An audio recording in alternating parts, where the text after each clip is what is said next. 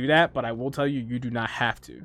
Once you talk to Affin, make your way over here to Kofi, and Kofi will give you all of the quests you actually need per se for like all of the core progression and core growth of your character.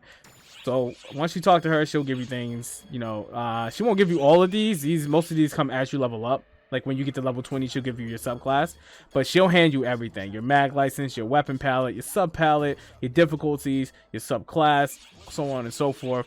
She'll even give you, if we do get them, your level caps, because there are quests that you have to do to cap up in level. Once we're done with 75 and we go to 80, there is going to be stuff that you have to do to hit level 80. She will give you those quests. So she is everything as far as core progression goes. Grab everything she tells you to do. You guys broke my bot, didn't you? Grab everything she tells you to do and make sure you complete all of them. There should be no quest on Kofi that is unfinished. All right. Now, once you talk to Kofi, it's all up to you. It's all what you want to do. I highly recommend when you do talk to Kofi, make your way over to the quest counter, go to practice quests, practice quests, and then check every single thing you have here. Like as far as the classes go, make sure you want to play as a class before you go ahead and start running with whatever. So make sure you like the class. All of these will give you training on what the class is about, what they do and whatnot.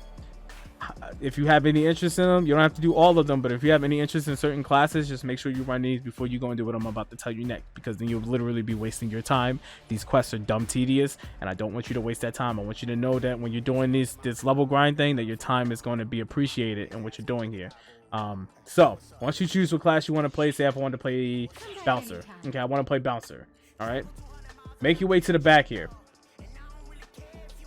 In this area, this entire back area right here, all of these NPCs downstairs here, they're all master quests. Each of these master quests are locked to a specific class that you're playing. You can initially play as you can use all of these client orders if you want, but you won't be able to complete them unless you're playing a certain class. So this is a way of getting into all the classes. You know, if you want to level them all up, this is a good way to get into those. All right, you're going to have Marlu over here for your force tech. You're going to have Azanami here for your braver. You're going to have Katari and Saga here. They're going to be for your bouncer. Both of them are for bouncers, so you got to fill out both of their quests. Right? And then you're going to have Pietro and Echo. They're for your summoner. They'll both give you things to get started on summoner, tips and everything to get you, you know, interested in how to actually build your summons and whatnot. And then you want to come over here. You want to talk to Risa, because Risa is going to give you everything that you need for your gunner and your ranger.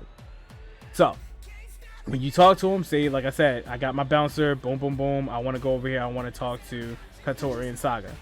Doesn't matter which one you talk to, just as long as you do that quest, they'll give you a bunch of quests starting off for your class and telling you what to do to complete them. Do each of these quests, because what they'll do is, one, they'll give you skill points to add to your tree. Some of these quests will give you 5 extra skill points. Let me see if I can find one here when the game stops lagging. Yeah, bouncer skill points plus 5. They'll give you extra skill points to add to your class, and they'll give you extra PAs that you can use for your class as well. If you're not finding a lot of PAs, they will drop those. Plus, they give really good EXP and really good Meseta to start off with while stacking on top of other quests and missions. So, when you have whatever you want to choose and you know you find your master or whatever, make your way out over to Hans. Hans is the dude. The reason why Hans is so important is that Hans gives you the ability to run a bunch of quests, take out enemies and whatnot. He makes you taking out ads and quests not a waste of time.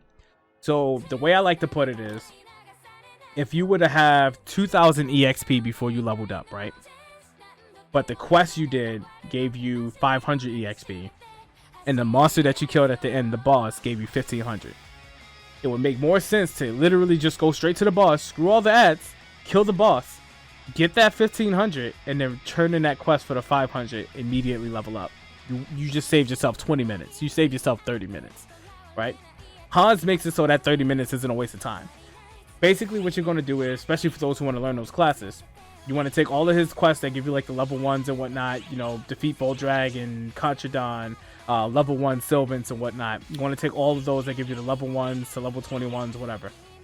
When you do these, you see how they give you 30k EXP, 20k, 30k, easy EXP to stack on top of you completing missions and whatnot and other client orders. You can literally do all of this, the Master's Quest, the first set that they give you, all of Kofi's orders, and the first couple of explorations, and you will be level 20 like that. Probably even level 25 like that. Easy money, easy EXP, whatever. You can do that within the first 2 hours. And the thing about Hans quests is they're all repeatable. So if you ever want to do it with another class, you can repeat that same rotation, put in Hans, and repeat the quest. Is there any point in doing all of Kofi's client orders if you're a higher level? Yes. Yes, there is. Yes, there is. Because even at a higher level, you will have to get other quests from her. All of her quests, like I said, are core progression. What about class? Not really. Not really. All of Kofi's quests are literally for progression.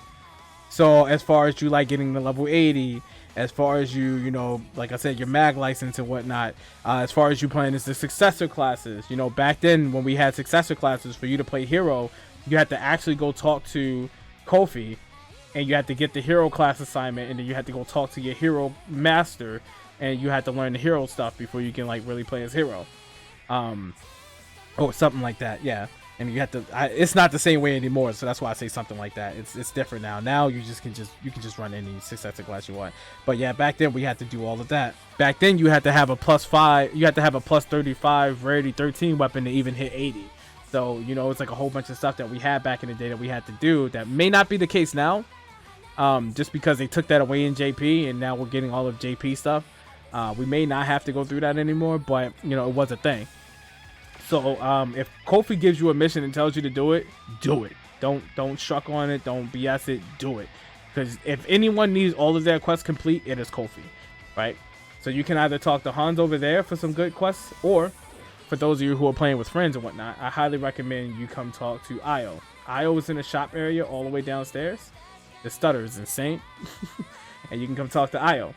What Io will do is, as you're going through those client orders again, and you're going through those explorations, the enemies you kill, Fardaran, Fongor, you know, Sildinian, Spartan, you know, all those enemies that you're killing, she'll give you EXP for them as well. What's wrong with adding an extra 9k to your 30k EXP, you know? And the best thing is, if you're playing with the team, you can run party maneuvers.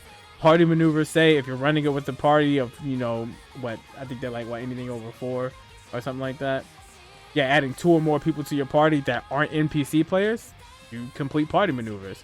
You can add an extra couple of, you know, extra 20k Meseta, extra 2k, 3k EXP, make it a nice even 40k EXP. You're good. But stack them. You know, stack all the client orders. Make sure you got like a full 40. Come back, run them. When you come back, like keep running quests over and over. When you come back out, you're like, shit, I got so many client orders to turn in, and you just notice you're leveling up like crazy, and it's only been an hour and 30 minutes. You ain't even done your first UQ yet. You're already level 25. Hell, you probably might be level 30. You know, on top of that, if you're running UQs in between the quests, because you know 2 minutes into it, a UQ starts, whatever. You're running a UQ and using your boosters. You know, you're participating in a concert, stuff like that. You're just going to be getting even more EXP. So basically you want to do that until you run level 40, right? Easy peasy, like I said. Once you hit level 40, you start advanced quests. Advanced quests, basically endless run. You run straight through the dungeon. You take out any enemy that's around you. Money. Advanced quests, simple. There's level 66, 56 quests that you can do with the whole team. It's a lot easier to run advanced quests when you have a team. So for those of you who are in here right now, you're listening, I highly suggest you guys, you know, make friends, learn the LFG with each other, play with each other, get to know each other. Especially because I know most of you come from different communities. Some of you from Day to Day, some of you from Cami Cakes, some of you from Vander Forge's community. You know, get together, talk. Because running the game friends at this point between episode 4 and episode 5 is very important. That's how you're going to get the best use out of the game. To maximize on PSE burst while in advanced quests, you need to have a team of 4 of actual players. You'll get more enemy spawns that way. It'll be a lot easier for you to drop level 8 so you can get crossburst. That way you can sit in the crossburst. Someone was saying earlier, crossburst for 20 minutes, godsend. You're leveling up. A crossburst from 20 minutes at level 40. A crossburst for 20 minutes at level 40, you'll probably be level 55 by the end of that crossburst. In one set, just one run. With the right boosters and everything, one run, you'll be level 40 by the end of it. I thought I turned those off. Let me get out of here before that guy, 'cause it just looks like somebody that's going to say something a little bit too out of pocket. Anyway, but yeah, You just keep running advanced quests like that until you hit 75, and you can literally get to 75 in about, and got me from 57 to 60. Yeah, that's a lot of EXP right there. So you can get to 75 in about, hell, 6 to 10 hours if you really know how to work it. Like, if with a dedicated squad and just going in and out, not wasting any time, 6 hours. But if like you're gotta swap your classes, like all that stuff, 10 hours per se. You can level up extremely fast. How do you maintain Crossverse? So in the top right of your corner, by your map, you'll see a little rainbow square. As you're killing enemies and going through your advanced quest, that square will level up. When one of those levels hit a level 8, you'll get a PSE chance. All you have to do, and what we recommend you do, because this is how we run PSEs, we grab Sigma launchers, we find the nearest corner, and because Sigma launchers, the reason why it's specifically Sigma is that Sigma is a universal weapon. You can equip the Sigma launcher to absolutely any class, and all you need is normal attack.